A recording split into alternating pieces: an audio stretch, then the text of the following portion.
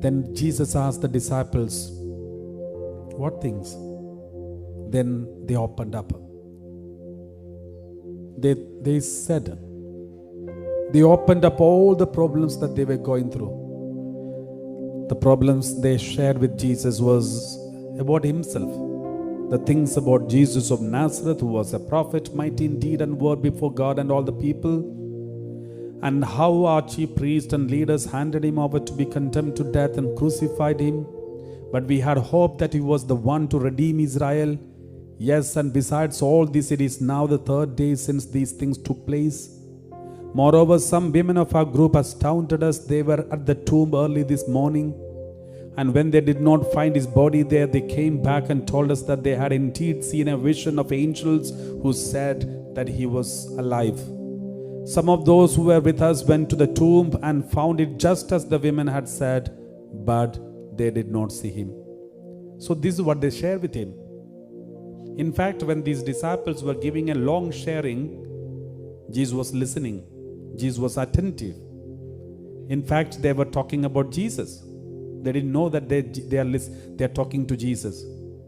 Jesus knew the whole story by heart. Jesus knew the whole story which they shared with Jesus better than they know themselves. Better than they knew, Jesus knew the situation better than them. But in spite of knowing everything in detailed way, still Jesus did not stop them from sharing. Jesus was so patient enough to listen to all the sharings that they did, though Jesus knew them, better than they themselves know. My dear brothers and sisters, Jesus knows all our problems, but he wants us to share with him. Jesus knows everything in detailed way, but he wants us to open up. When you open up our problems and sharings, our pain and rejection, every pain that we are going through, and share it in front of Jesus and cry in front of him. Even if you feel like crying, cry. And then the healing takes place in your body. It is like the dialysis. The dialysis process, you may know.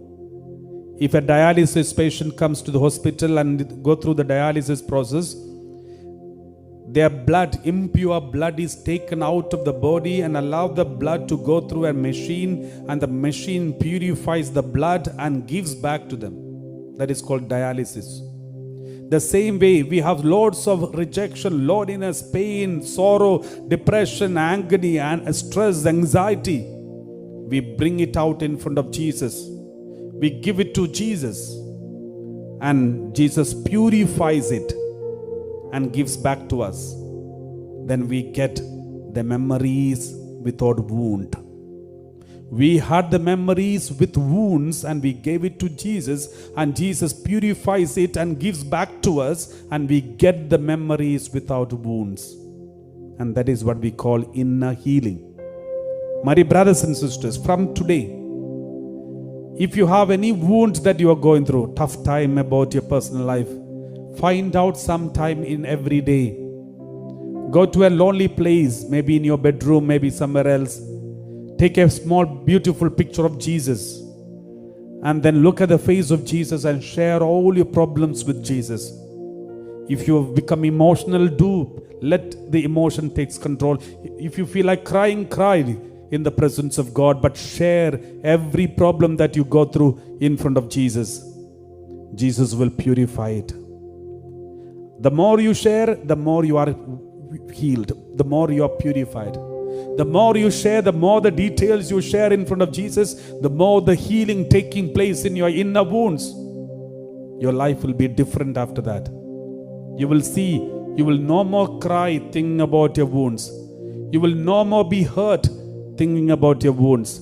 No more you will feel the pain. The sting of the pain will be taken away, because the Lord has already healed you. And this is what we call inner healing. Praise the Lord. Praise the Lord.